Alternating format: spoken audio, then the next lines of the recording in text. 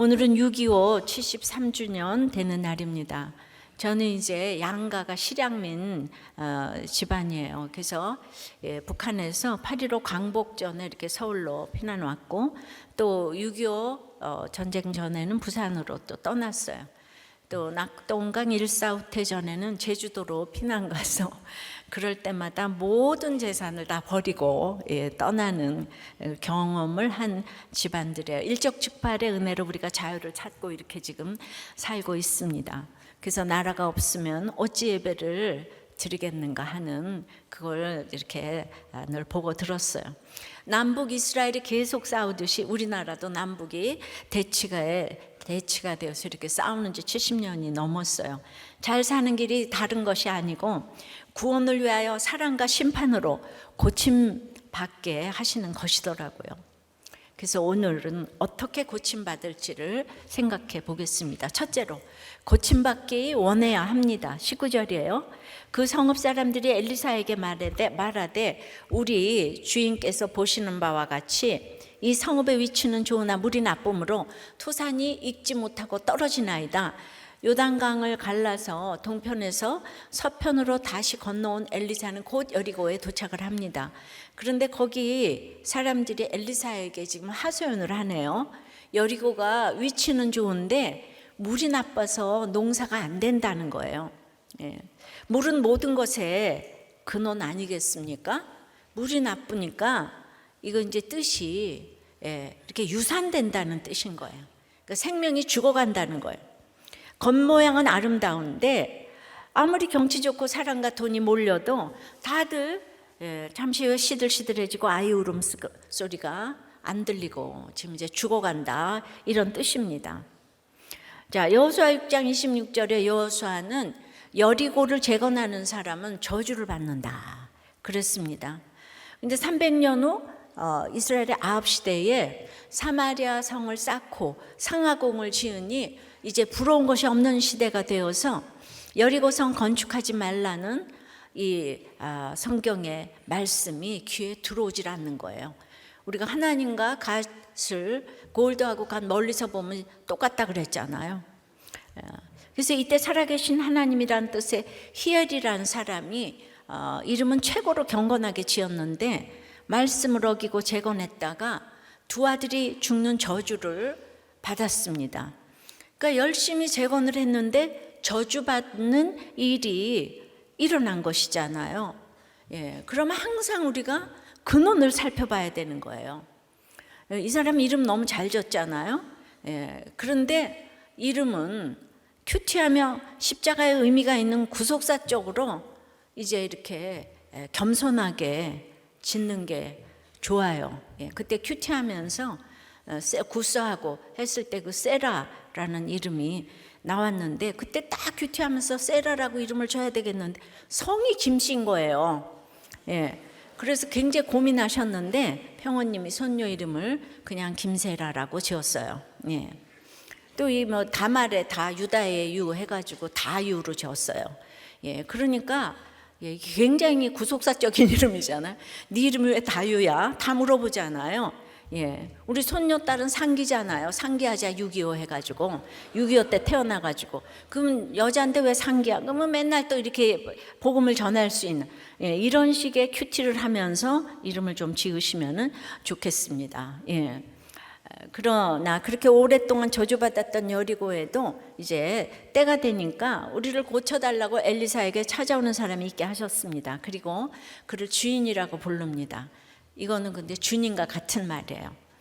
이제 목적은 기복적인 것 같은데 그래도 하나님의 선지자를 주님이라고 부르면서 고침받기 원해서 왔어요. 근데 지난 주일에 선지생도 제자라고 하면서도 스승의 시체 찾겠다는 이 고집을 부리는 제자들과 이 저주의 여리고 욕심의 도시에 살면서 문제를 선지자에게 가져오는 여리고 사람들 중에 누가 믿음이 좋은 거예요. 고정관념을 여러분들은 늘 내려놓으셔야 돼요. 그러니까 이제 20절에 엘리사가 이르되 새 그릇에 소금을 담아 내게로 가져오라 하며 곧 가져온지라. 20절 왜 안 띄워줘요? 그런데 엘리사가 이 초신자들을 호호 불어가는 거예요. 물의 문제를 듣자마자 뭔가 해결책을 주는 것이 새 그릇을 소금에 담아 내게로 가져오라 그러는 거예요.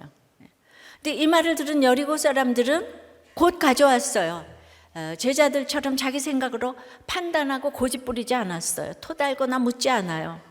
선지자가 말하자마자 곧 즉시 새 그릇에 소금을 담아 가져왔습니다. 선지자 제자 입장에서 보면 여리고 사람들은 이방인들이잖아요. 그들은 하나님의 말씀을 직접 들은 적도 없을 테고 엘리야와 엘리사가 행하는 기적을 직접 본 적도 없을지도 모르죠. 소문만 듣고 선지자의 능력을 신뢰했어요. 선지자를 통해 역사하시는 하나님을 믿었어요. 그러니까 우리들 교회 성도들은 참 여리고 성도 같은 분들이 많아요. 왜냐하면 전혀 처음 믿는 분들이 많이 와서 세례도 늘 받고 있잖아요, 그죠? 근데 도리어 오래된 사람들이 큐티를 안 하는 그게 많더라고요. 믿음은 말씀을 그대로 받아들여 순종하는 것이에요. 그것은 무지나 맹목적인 게 아닙니다. 내가 아닌 하나님이 진짜요 정답이심을 아는 거예요. 그래서 믿음이 진짜 지식이고 지혜입니다. 그래서 믿음은 우리가 스스로 얻는 것이 아닌 하나님의 선물입니다. 적용 질문이에요. 여러분은 고침받기 원하는 마음이 있습니까? 그러면 목장에서 나누고자 합니까? 내 문제는 내가 알아서 한다라고 생각합니까? 온라인 성도 여러분들은 언제까지 온라인 예배 드리실 예정이세요? 목장에서 나누지 못하잖아요. 내 문제는 내가 알아서 한다 생각하십니까? 여기 아무리 주차가 힘들어도 현장 예배 나오셔야 돼요. 왜냐하면 나 혼자서 성냥가치가 타면은 금세 쓰러지잖아요. 근데 1,000명, 2,000명이 모여서 성냥가치가 타면은 그 화를 불타잖아요. 같이 모여서 했을 때 성령의 역사가 놀라운 줄 믿습니다. 아무리 힘들어도 현장 예배 오셔야 돼요. 자, 두 번째는 고침받기 원하는 마음이 있어야 되고 말씀으로 고침을 받습니다. 21절이에요. 엘리사가 물 근원으로 나가서 소금을 그 가운데 던지며 이르되 여호와의 말씀이 내가 이 물을 고쳤으니 이로부터 다시는 죽음이나 열매 맺지 못함이 없을지니라 하셨느니라 하니 그 물이 엘리사가 한 말과 같이 고쳐져서 오늘에 이르렀더라. 정말 내가 축복하는 자를 축복하고 내가 저주하는 자를 저주하겠노라. 발람이 발락에게 이제 그렇게 얘기를 했었는데 진짜 오늘 어떻게 고치냐 하면 여호와의 말씀으로 고쳤어요. 그것이 엘리사가 한 말과 그물이 엘리사가 한 말과 같이 고쳐져서 이르렀대잖아요. 그러니까 이게 공동체에서 나와서 듣는 게 얼마나 중요한지 모릅니다. 지금도 이스라엘에 가면요, 그 맑은 엘리사의 샘물이 있다고 해요. 여러분은 제가 성지순례를 안 가본 걸 어떻게 생각하세요? 그런데 설교는 꼭 본 것처럼 하지 않아요. 안 보고 믿는 자는 더 복이 있을지어다. 뭐 꼭 가야만 되는 건 아니에요. 가면 좋겠죠. 이렇게 여리고 백성이 말씀에 순종하여 소금을 새 그릇에 담아 가져오자 엘리사는 여리고의 그 흐르는 샘물의 근원으로 가서 우리가 이제 이스라엘의 그 제사 때마다 이 소금을 치잖아요, 그죠? 소금 언약을 기억해서 영원히 변하지 않는 그 말씀의 소금을 딱 던지는 거예요. 물 근원은 문제의 근원을 상징합니다. 우리 삶에 일어나는 문제는 사실 현상이잖아요. 그 근원은 따로 있어요. 바로 우리의 죄잖아요. 이 죄라는 근본 문제를 해결하지 않고서 현상 문제들만 아무리 해결하려고 해도 문제가 끝없이 이어지죠. 아무리 시체를 찾아도 바로 앞에 있는 예수님을 만나지 못하면 다른 시체를 계속 찾는 거죠. 지금 여리고의 문제는 히엘이 재건한 거잖아요, 그죠? 하지 말라는 거. 그걸 모르고 계속 소독약 넣고 뭐 하고 이건 되겠습니까? 근데 이 죄에 물든 내 영혼을 봐야 하는데 이 본질은 안 보고 날마다 기도하면 돈 번다, 건강해진다 이러니까 그게 시제 찾아 다니는 거하고 똑같단 말이죠. 그러니까 나의 이 병든 영혼에 하나님의 말씀이 떨어질 때 그때가 고침을 받는 거예요. 그래서 항상 근원을 생각해 봐야 되는 거예요. 그래서 내 삶의 결론인 거예요. 오늘 이 문제가 생긴 건 결론, 그 삶의 결론인 거예요. 그걸 아무도 얘기해 주는 사람이 없으니까 마리아가 계속 우는데 자기가 왜 우는지도 몰라요. 그러니까 예수님이 양육을 해 주시잖아요. 양육을 받아야 돼요, 공동체에서. 그래서 하나님은 엘리사를 통해 내가 이 물을 고쳤다. 다시는 죽음이나 열매 맺지 못함이 없을 것이라. 주님만이 고칠 수가 있으신 거예요. 우리가 문제에 대해 공동체의 묵과 말씀으로 처방을 받으면 내 상식으로는 당신이 나보다 옳소이다가 도저히 안 되는 거예요.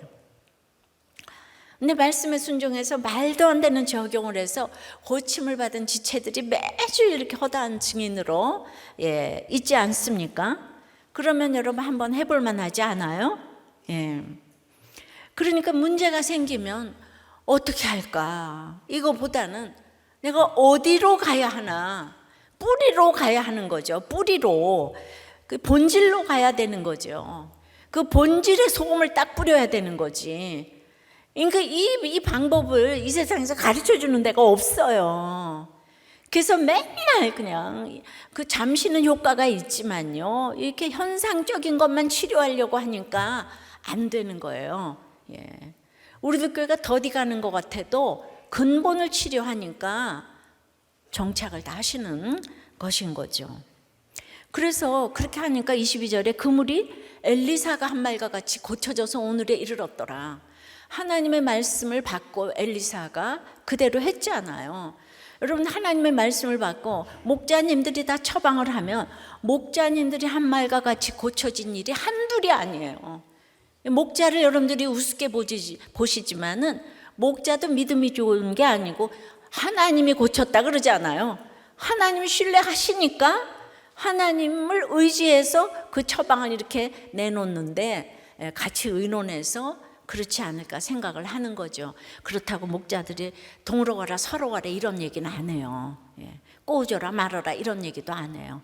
물론 그렇게 또 해야 될 때도 있지만요, 물이 고쳐졌대잖아요. 오늘 나쁜 물과 같은 여러 문제들을 가지고 이 자리에 나오셨다면 아주 참 잘 오셨습니다. 제대로 찾아오셨어요. 오늘 주님이 주시는 말씀을 믿으시고 순종하실 때 주님이 그 믿음을 절대로 그냥 내버려 두지 않으실 줄을 믿습니다. 반드시 고쳐주실 줄을 믿습니다. 엘리사가 하나님의 말씀을 의거해서 오늘 고쳐주잖아요. 저도 말씀을 의거해서 여러분들을 고쳐드리면 좋겠어요. 그렇게 이제 저한테는 능력이 하나도 없잖아요. 근데 오늘 말씀에 의거해서 여러분들은 다 고침을 받을지어다. 그래서 즉각적인 순종으로 내가 이 물을 고쳤으니의 말씀이 우리에게 모두 있기를 원합니다. 그래서 이제 본질을 생각할 때 우리 교만의 저주, 바람 피는 것에 대한 이 저주의 뿌리에 이제 근원에 소금을 뿌려야 하는데요. 그래서 근원을 잘라내기 위해서는 가지 말아야 할 것도 있고 보지 말아야 될 것도 있고 만나지 말아야 될 사람도 있어요. 연민에 사로잡히지도 말고 끊어야 될 건 끊어야 돼요. 오래간만에 내가 유명한 그 주식 집사님 근황을 좀 전하겠어요. 근데 이분은 이제 주식으로 망해서 예전에 큐티 모임부터 오셨어요. 정말 근데 지금까지도 주식 나눔만 하세요. 정말 주식만 끊으면 하나님이 축복해 주실 것 같은데 그 머리 좋은 그분이 그냥 어떤 회사 주식을 사기만 하면 떨어지고 그 회사가 망한다고 이제 그래서 20년이 훨씬 넘었잖아요. 이분 의사 선생님이잖아요. 결론은 남은 게 없어요. 병원도 날아가고 집도 다 날아가고 우연히 그렇게 된 것이 아니에요. 여리고처럼 절대로 고쳐지지 않는 저주가 있는 거예요. 집안 식구들 모두가 애통해서 고쳐달라고 해야 되겠는데 제가 보기에는 애통의 정도가 약한 것 같아요. 그게 의사가 돼서 그러지 않을까 이런 생각을 하는데요. 혼자 힘으로는 절대 못 끊어요. 이분은요, 정말 그 오래전에 임플란트를 뉴욕에 가서 배우고 오신 분이에요. 너무 잘하셔가지고 이 병원 진료만 해도 너무 잘 사실 텐데 아직 주식을 하셔도 그분만 따라다니는 환자도 많아요. 예. 그런데도 컴퓨터 켜놓고 주식과 환자를 같이 보시죠. 그 좋은 머리로 계속 망하는데도 한 몇 번 흥하니까 흥해가지고 도리어 더 망하는 거예요. 예. 그러니까 주식을 사실은 영원히 30년 전에 사놓고 묻어놨으면 엄청 부자가 되셨을 텐데 맨날 단타만 하시니까.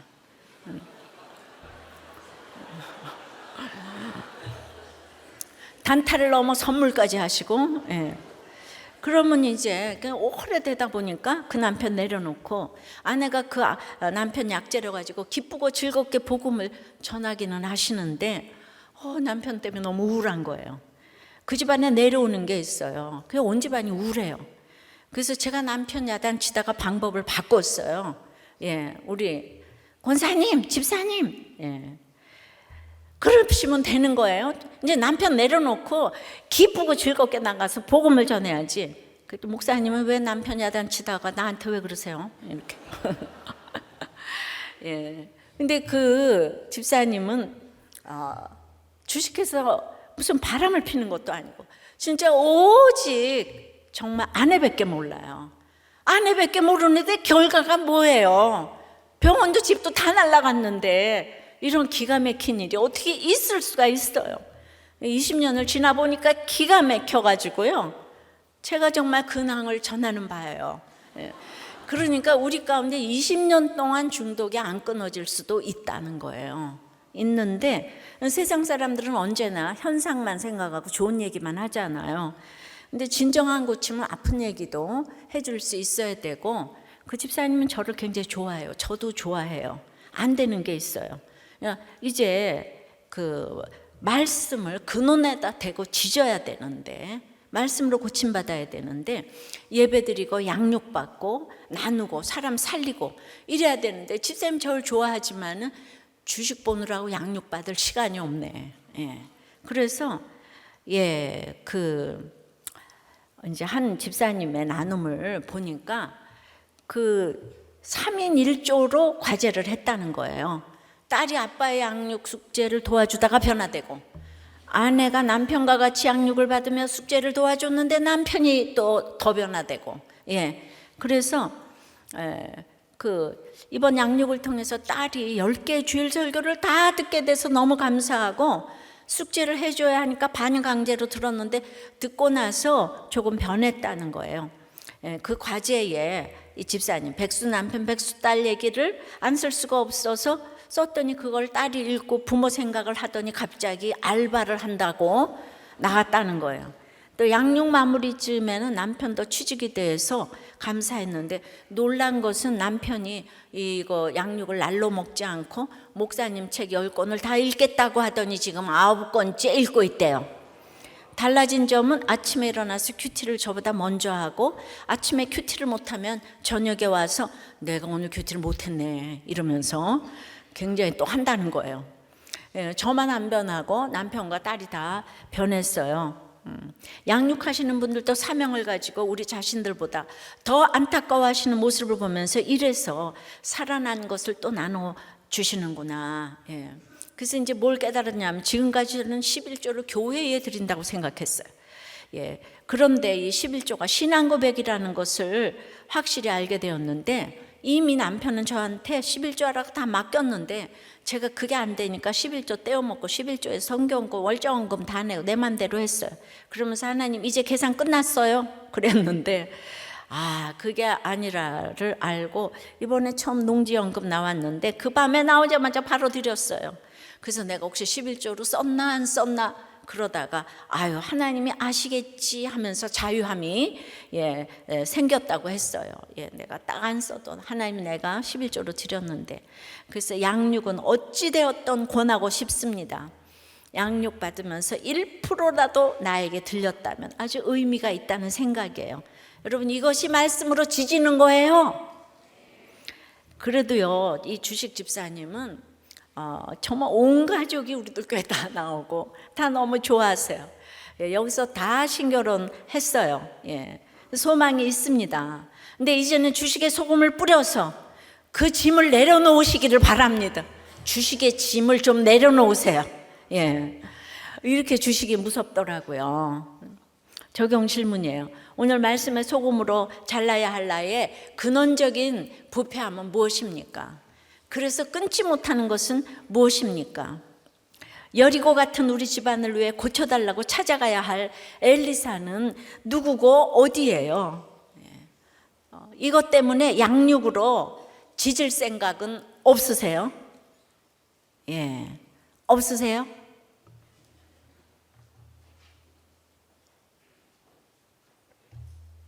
하여튼 양육을 받고 안 받고는 하늘과 땅 차이입니다. 제 설교 아무리 들어도 여러분들 안 변해요. 예. 자, 예, 어떻게 고침받나요? 세 번째는 심판으로 고침받습니다. 23절이에요.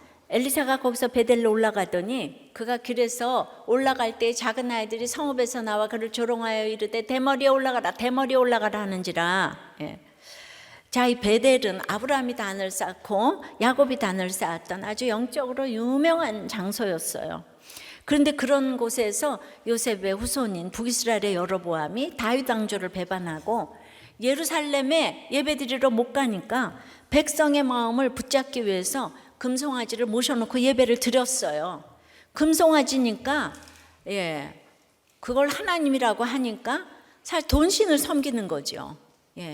그런데도 교회에서 저기 섬기면 돈 나온다고 하니까 이게 금송아지 예배인지도 모르고 또 사람들이 많이 가는 거예요.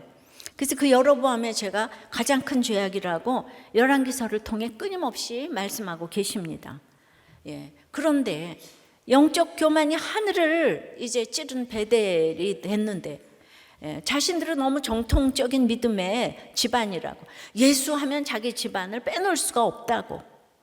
그런데 문제는요, 그렇게 배반을 해서 나갔는데 금송아지 섬기고 있는데 점점 더 살고 사마리아 성을 쌓고 상하궁에 살면서 아주 금송아지로 기복이 온몸에 배었기 때문에 이제 기복 자체가 신앙인 줄 알아요. 우리가 무당 점쟁이 찾아가듯이. 그래서 팔복산으로 올라가는 하나님 잘 믿는 엘리사 같은 사람을 보면은 이게 완전히 저거 다른 믿음이야. 저거 이단이네. 그리고 대적을 하는 거예요. 여기서 작은 아이들은 어린이라기보다는 청소년, 청년, 결혼하지 않는 이런 젊은이를 말해요. 이런 청년들이 수십 명이 우르르 엘리 앞으로 나왔어요. 창세기 8장 21절에 사람이 어려서부터 악하다고 했잖아요. 지금 10위권으로 들어온 한국도 금송아지, 만몬신을 섬기기 때문에 요즘 다음 세대가 얼마나 무서운지 몰라요. 이들이 엘리사를 몰랐을 리 없죠. 얼마 전 이미 엘리야와 함께 이곳에 머물렀었잖아요. 하지만 이들은 베델의 금송아지 우상에 완전히 사로잡혀 있는 삶을 살기에 선지자를 알지만 실제로 몰라요. 하나님이라는 단어는 알지만 하나님의 존재는 몰라요. 안다 해도 인정하지 않아요. 보이지 않는 하나님보다 눈에 번쩍번쩍 보이는 금송아지 우상이 이제 더 좋기 때문이에요. 하나님을 금송아지 우상처럼 믿으면 이제 돈을 경배하는 거잖아요. 그죠? 돈을 경배자가 돈이니까 하나님은 당연히 관리자로 놓게 되는 거죠. 근데 돈을 하나님처럼 생각하니까 자손들이 하나님을 관리하는 조상들을 보고 이렇게 영적 교만에 빠질 수가 있습니다. 여러분, 자녀들을 저주하려면 영적 교만에 빠지시기를 바라요. 사람을 모독하면서 이렇게 신체적인 것으로 모독하는 것은 정말 나쁜 일이에요. 왜냐하면 사람은 정말 장애하건 아니건 하나님이 지으신 하나님의 형상인 거예요. 내가 이쁘게 낳고 내가 장애아를 낳은 게 아니란 말입니다. 그런데 이렇게 외모로 비하하는 건 최고의 정말 악질적인 죄악이에요. 근데 대머리는 워낙 문둥 나병 환자가 머리를 깎아야 되잖아요. 대머리 하면 나병, 부정하다, 거기다가 사기꾼이고 거짓말쟁이다, 좀 이제 이런 뜻의 대머리요 하는 것부터가 아주 모독한 건데, 이 세상은 부부간에서조차 이렇게 외모 비하가 많아요. 정말 최악이에요. 제 남편도 저에게 외모 비하적인 발언을 했었죠. 환자에겐 그렇게 친절한데 정말 객관적으로 인정할 수 없는 외모 비하의 호칭으로 저를 불렀다 이거죠. 알려드리면 여러분들이 그렇게 부를까 봐 여기까지 하겠습니다. 저에게 목회하면서 지금 여러분의 비난을 드러내라고 지금 미리 훈련을 시키신 것이구나 생각이 드니 미리 심판을 겪어서 고침받게 하셨다고 생각을 해요. 예. 자꾸 비하의 말을 들으면 사람이 진짜 이렇게 비하 된다고요. 그런데 사실 대머리보다 더 모욕적이었던 것은 올라가라요. 예. 신체적인 조롱은 엘리사 자신에 대한 것이니까 뭐 괜찮아요. 대머리도 맞잖아요. 그런데 이 대머리에 올라가라 때문에 아이들이 지금 죽었어요. 예. 그러면은 그건 하나님이 문제 제기를 하신 거예요. 그러면은 왜 그것 때문에 죽었을까? 경청해서 들어야 돼. 그래서 본문에 들어가서 준비된 귀로 내가 하나님 말씀을 들어야 하는 거예요. 저주받은 여리고는 엘리사에게 겸손하게 찾아갔는데 이 영적인 베델은 영적 교만에 빠져서 지금 엘리사를 저주하고 있잖아요. 예, 그냥 배척하는 정도가 아니에요. 저주하고 있어요. 예, 올라가라는 스승 엘리야의 승천을 우습게 여기고 빈정거리면서 너도 네 선생처럼 올라가 봐, 승천해 봐 이러는 거예요. 뭐 큐티 좋아하시네 너나 해. 예. 승천의 사건을 조롱한 것은 엘리야를 조롱한 것일 뿐 아니라 하나님을 조롱한 거잖아요. 네가 무슨 선지자야, 꺼져. 여호와 신앙은 필요 없어. 우리 금송아지. 교회 가서 기도해도 돈이 나와야지. 밥이 나오냐 돈이 나오냐 이러는 거죠. 팔복 같은 거 좋아하는. 지금 아시아 다 죽었잖아요. 근데 여전히 이세벨과 아달랴는 살아있잖아요. 그러니까 그 물질, 우상 이런 그거가 굉장히 지금 무섭게 영향력을 발휘하고 있어서 여전히 이렇게 무섭게 조롱을 하는 거죠. 또 옛날 야곱에게 베델로 올라가자는 말은 심기일전에서 예배하러 가자는 뜻이었지만 그러나 지금 엘리사에게 베델로 올라가라는 금송아지 우상 숭배하러 가라 이거예요. 이건 아주 선지자를 시험하고 유혹하고 모욕하는 아주 이렇게 공격이에요. 그 선지자를 세우신 하나님을 모독하는 거. 막 적극적인 불신이고 반역인 거예요. 그들은 당신이 달 것이 무엇이냐. 엘리야는 그래도 디셉 사람 엘리야는 까마귀 공개해서 저기 살지 않았냐. 당신은 농사꾼이라도 부자 아니냐. 돈 좋아하는 사람이 가장 돈으로 공격을 합니다. 자기들이 베델의 가치관에 젖어 살면서 베델로 예배하러 가는 사람 돈을 갈취하면서 또 베델로 올라가라고 이렇게 이제 노래를 부르는 거예요. 특별히 젊은 아이들이 조롱을 했다는 것은 거기에 부모가 개입이 되어 있다는 거죠. 특히 선지생도 50명이 으뜸되기 원해서 시체 찾다가 못 찾으니까 분했겠죠. 그러면 안 좋은 소문이 나가죠, 그죠? 예. 우리도 교회도 목사에 와서 말씀이 안 들리면은 가서 또 그렇게 다른 소리를 하실 수도 있을 거예요. 그러니까 그 소문이 나서 이렇게 저렇게 베델의 부모들까지 개입이 된 것 같아요. 그러니까 여러분들 이렇게 대머리에 올라가라고 조롱을 할 정도의 일이 생겼다면 교회 문제가 왜 없겠어요? 차라리 안 다니면 안 다녔지. 아이들 앞에서 교회를 조롱하고 목회자를 조롱하면 분별력 없는 아이들이 어떻게 되겠습니까? 내가 비판을 하면서도 성령이 임하지 않으면 자기가 하는 말을 자기 자신이 몰라요. 올바른 사람 몰라요. 제가 가만히 생각해 보니까 우리 시아버님이 굉장히 훌륭하신 분이에요. 사업을 성공하셨잖아요. 무에서 유를. 그래서 이제 장로님이 되시니까 목회를 사업으로 보시는 면이 분명히 있으셨을 거예요. 내가 일구었다. 그러니까 그 믿음으로 그때는 성공한 게 아니고 나중에 와서 믿으셨으니까. 그러니까 그 아버지를 우리 남편은 너무 존경하는 거예요. 우리 아버님이 대통령감이라고 막 그러세요. 그러니까 항상 이제 승리를 성공하셨으니까 당회에서 늘 이제 훈수를 두시고 비판이 나오고 그것을 자녀가 듣는 거죠. 우리 집은 알른알른하게 깨끗하고 늘 당회를 베푸는 집이지만은 모든 것이 겉으로 다 기가 막히게 좋지만 앞으로는 않고 뒤로 미치는 거예요. 이 남편이 왜 한국교회를 대표해서 비판해야 되는 사명을 띠고 이 땅에 태어났나를 생각해 보면은 여기가 근원이 아니었을까? 근원이 아니었을까? 그러니까 우리 아버님이 늘 너무 훌륭하신 거죠. 예, 바람도 안 피세요. 예, 진짜 모든 것이 따라가야 될 점이 너무 많으세요. 예. 그런데 이제 그거에 비하면 우리 친정 부모님은 뭐 어머니는 믿음으로 아버지는 성품이지만은 예, 뭐 정말 한 번도 이렇게 비판하는 얘기를 들어본 적이 없는데 생각해 보세요.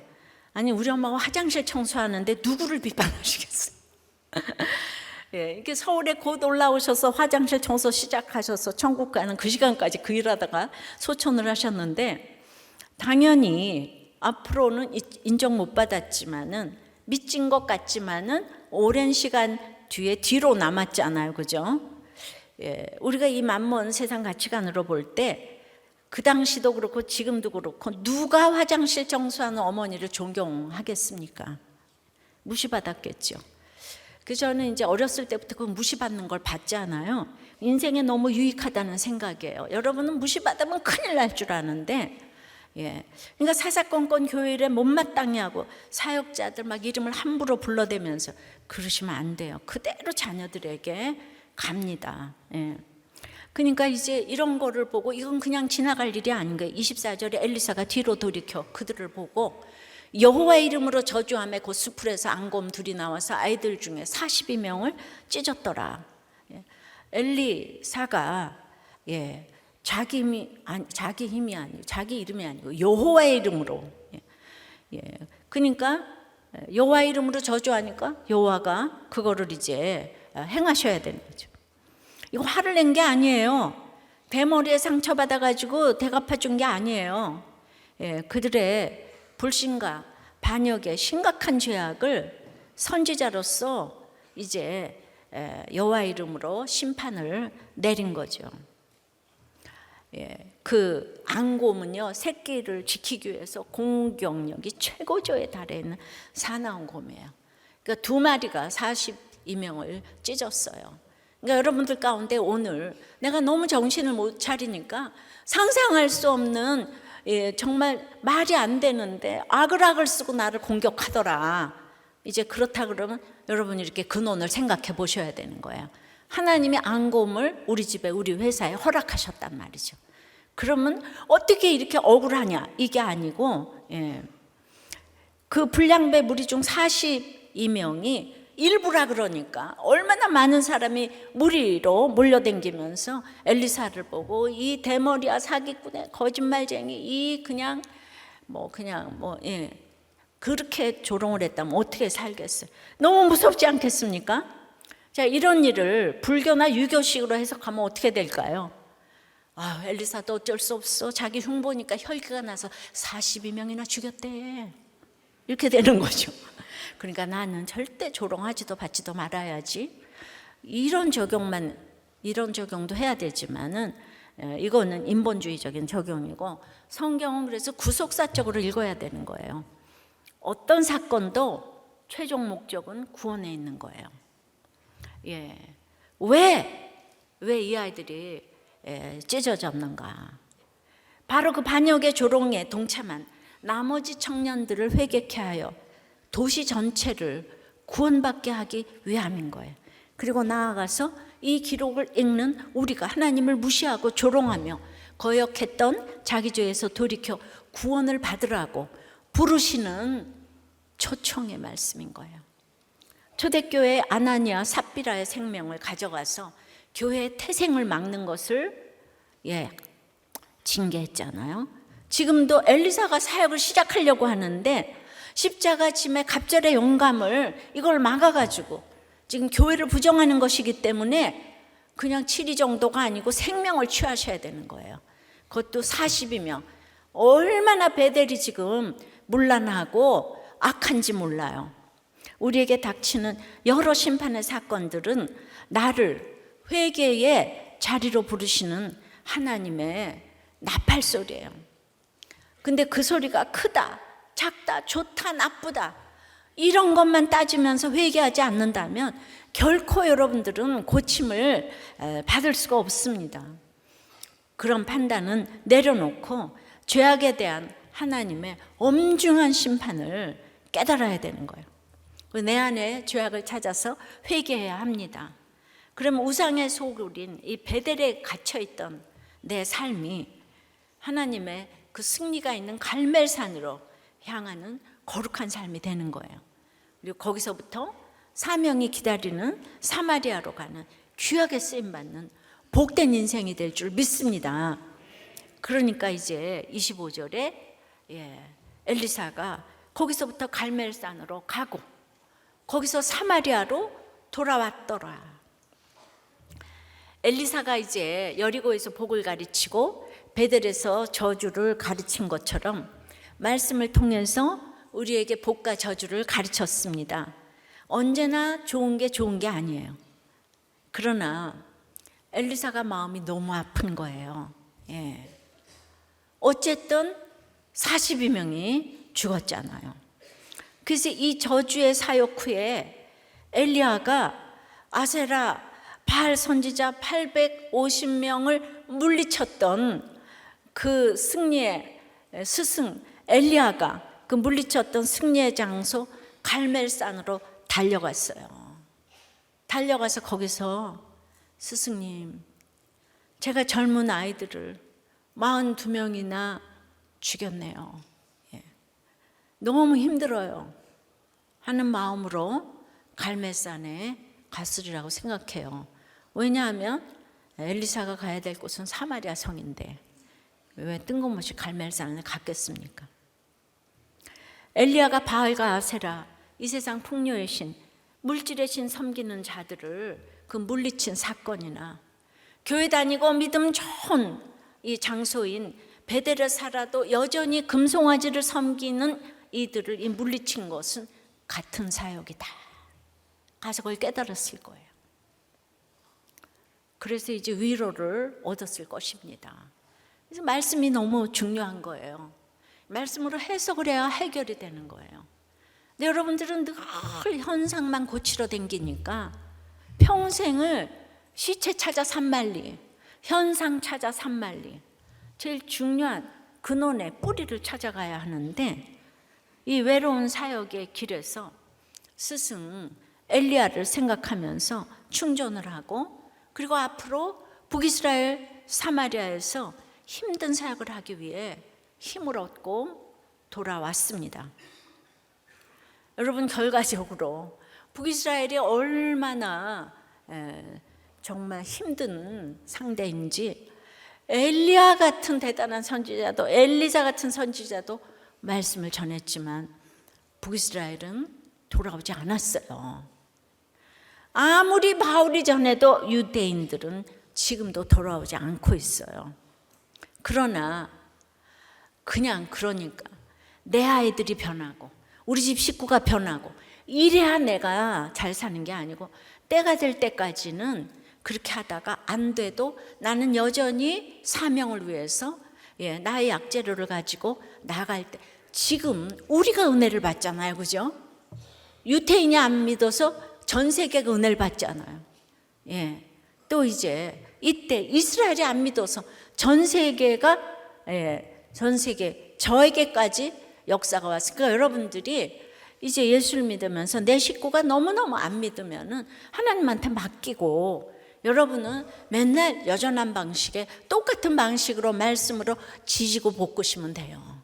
그것만 하시면은 거기서 이제 맛있는 음식이 나와서 딴 사람들이 먹게 될 줄 믿습니다. 지지고 볶으면은 딴 사람들이 먹을 재료가 돼요. 아셨죠? 그러니까 그냥 여러분들이 늘 그냥 내 남편 내 아이가 안 돌아와서 우울하잖아요. 그죠? 이거를 내려놔야 되니까 우리는 아까 장애하라 그래도 우리 보면은 우리 목사님 가운데도 이 소은이가 그렇게 이제 장애로 나왔어요. 그런데 그 아이가 나온 다음에 우리 김 목사님이 믿음이 얼마나 좋아졌나 몰라. 진짜 옛날하고 완전히 달라졌어요. 그러니까 하나님은 우리보다 우리를 더 잘 알고 있어요. 그러니까 여러분들이 그냥 이게 에고 있잖아요. 자존적인 교만, 나밖에 모르는 거. 여기서 탈피를 못하니까 그 시체 찾아 산만리를 하고 있다는 거죠. 애들이 오늘 찢어주길 말을 하는 것은 부모의 삶의 결론이에요. 남편이 술 먹고 들어온다고 죄송해요, 제가 흉내를 내면 나가 자빠져 죽어라, 이런 말을 하나요? 왜 안 하겠어요? 그러니까 아이들이 찢어주길 말을 한다면 넌 어떻게 그 모양이냐 할 게 아니라 먼저 내 자신을 돌아보면서 애통하며 통곡해야 될 것이에요. 그러니까 회사를 그만둘 때 그만두더라도, 결혼도 헤어질 때 헤어지더라도 독이 되고 저주가 되는 말은 절대로 하지 마세요.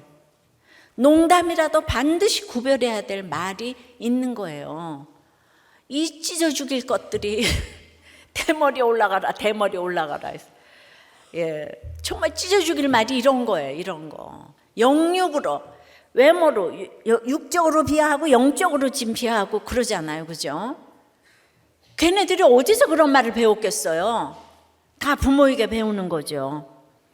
그러므로 여리고의 저주라도 고침받기 원하니까, 예, 사랑의 능력으로 고쳐주셨잖아요. 예, 정말 우리는 안 믿는 집에서, 내가 태어나서 안 믿는 집으로 시집가서 우리는 소망이 없어.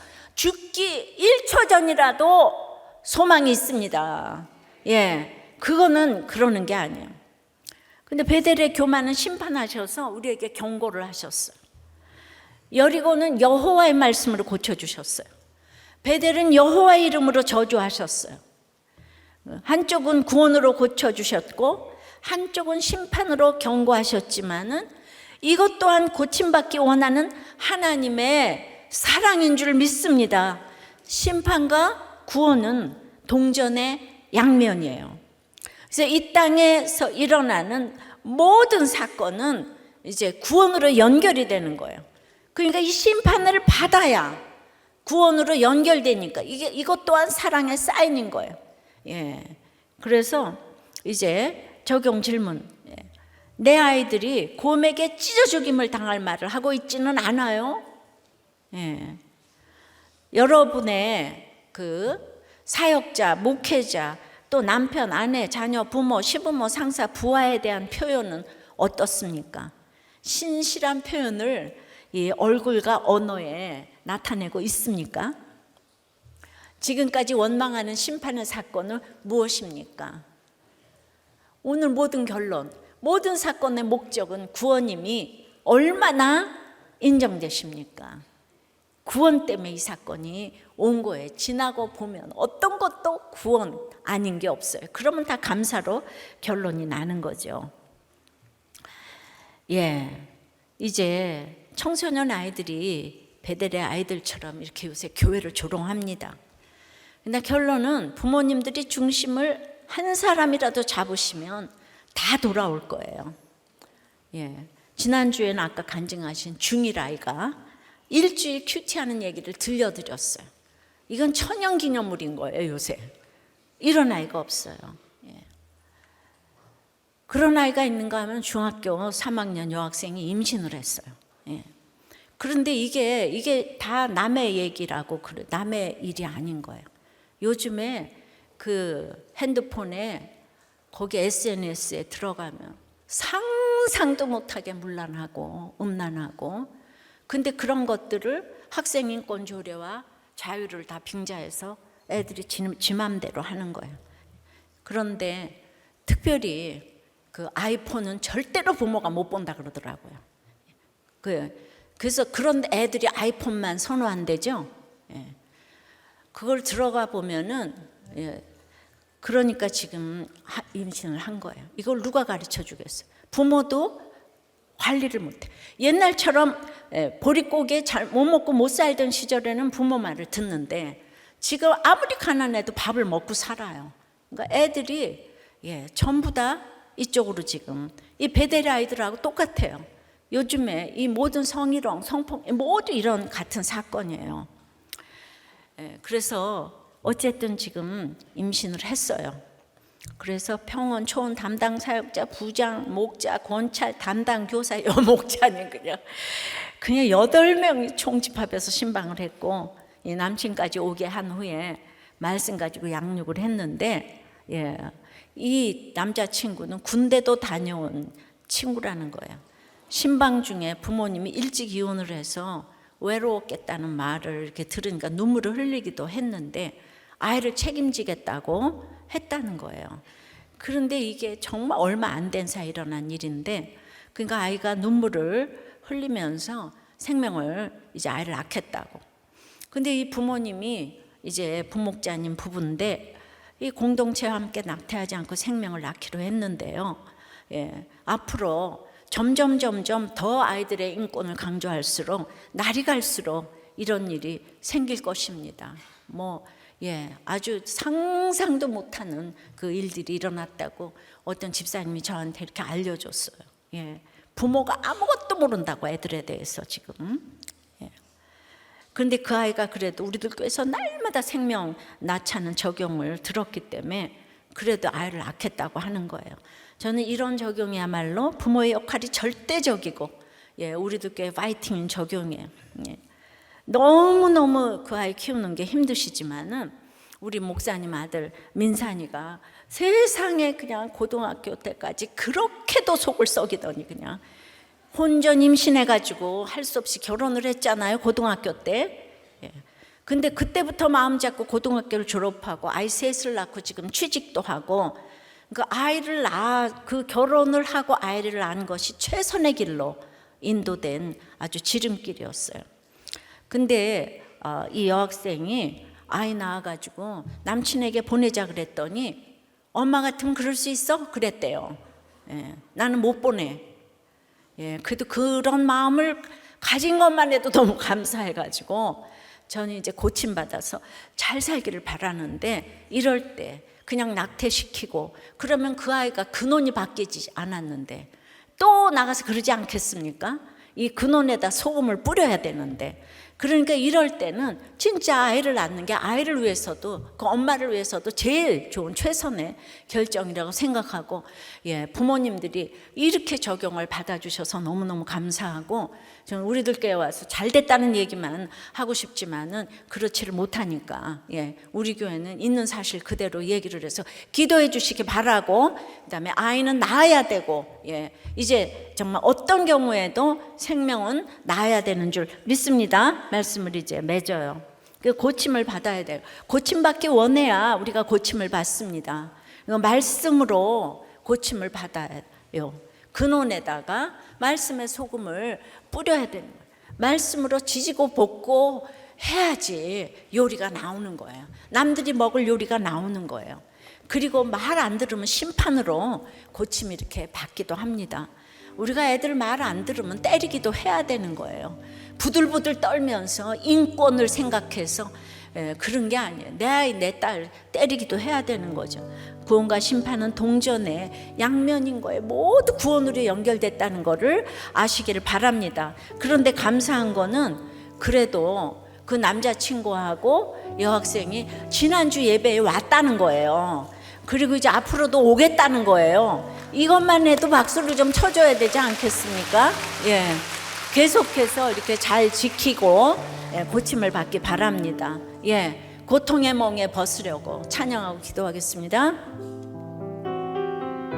말씀을 기억하며 함께 찬양하겠습니다.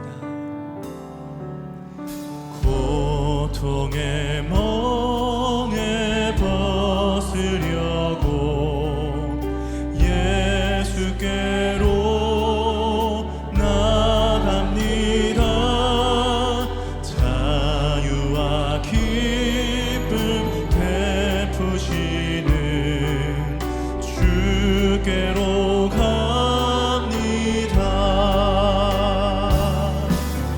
병든 내 몸이 튼튼하고 빈궁한 삶이 부해지며 죄악을 벗어버리려고 주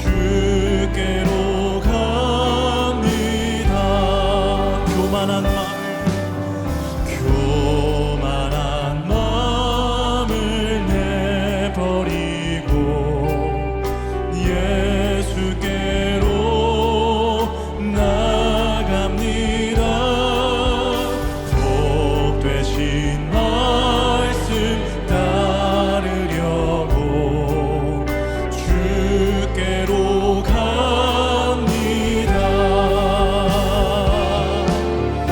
실망한 이 몸 힘을 얻고 예수의 크신 사랑받아 하늘의 기쁨 맛보려고 주께로 갑니다. 죽음의 길을 벗어나서 예수께로 나갑니다. 영원한 집을 바라보고 주께로 갑니다. 아멘. 멸망의 폭풍 헤어나와 평화의 나라 바다나서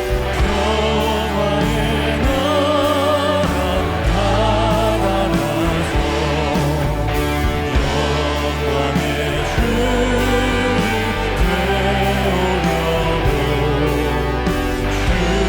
배우려고 주께로 갑니다. 그래서 고침받기 원하는 마음을 달라고 기도하십시다. 우리의 근원을 찾아서 나의 이 죄된 영혼에 이 말씀의 소금이 부어져서 정말 말씀으로 지지게 해달라고 예배드리고 양육받고 이 모든 목장에 참여하여서 날마다 눈만 뜨면 말씀으로 진짜 악착같이 이렇게 말씀 보지 않으면은 고침받을 수가 없다고요.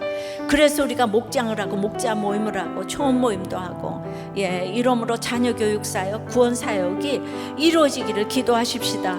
심판으로 경고하시는 주님의 사랑을 알게 해달라고 기도하시고 우리 모든 것이 구원으로 연결되는 것이 고침받는 목적인 것을 알게 해달라고 기도하시고 오늘은 특별히 고침받기 원하는 분들은 그 부위에 손을 대고 고쳐주세요, 살려주세요 기도하십시다. 우리 모두 고침받게 해달라고 주님 부르고 기도합니다. 아버지 하나님, 오늘 여리고는 저주받은 것 때문에 겸손함으로 고침받기 원해서 물고 넣으니 물이 깨끗해졌는데 베델은 믿음의 전통 때문에 참으로 그 영적인 교만함으로 엘리사를 저주하는 것을 보았습니다. 주님, 이렇게 엘리사를 저주할 때 분연이 일어나서 그것은 아니라고 해야지만 우리는 막상 이 상황이 나에게 닥친다면 그 기가 막힌 베델의 전통적인 그 사회에서 무슨 말을 할 수가 있을까요? 이것이 다 남의 얘기가 아니고 제 얘기인 것을 고백합니다. 주님, 엘리사가 여호와의 이름으로 그 아이들을 저주했어요. 정말 기가 막힌 사랑인데 생각을 해보면 아직도 좋은 것이 좋은 것이라 그렇게까지 할 수 있는가를 생각해 봅니다. 그러나 엘리사가 참으로 하나님 나라 때문에 이 일을 했지만은 갈멜산에 올라가서 스승님, 제가 42명을 죽였어요. 너무 힘들어요. 그 고백했을 엘리사를 생각해 보았습니다. 주님, 이렇게 우리가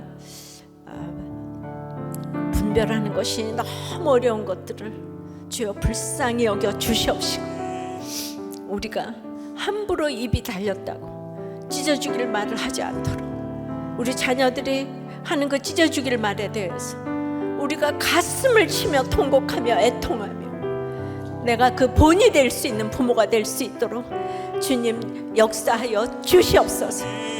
오늘 하나님은 여리고도 고치고 베델도 고치기를 원하여서 구원과 심판, 사랑과 심판의 이 능력으로 모두를 고치기를 원하시는 주님의 그 깊은 마음을 저희들이 알기를 원합니다.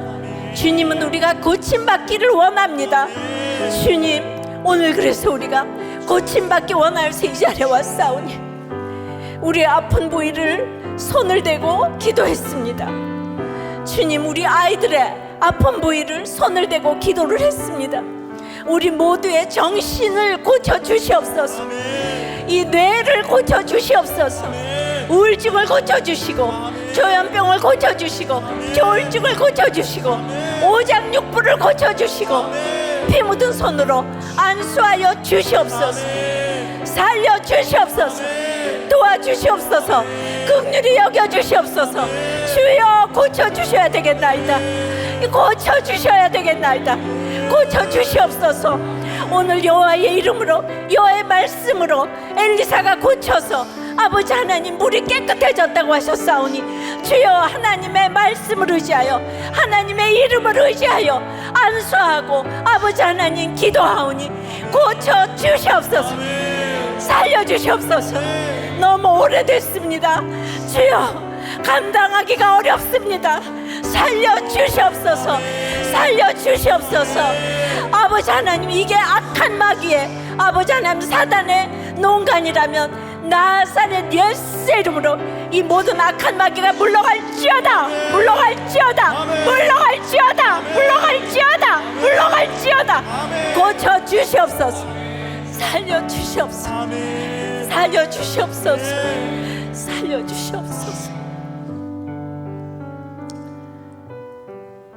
예수님 이름으로 기도합니다.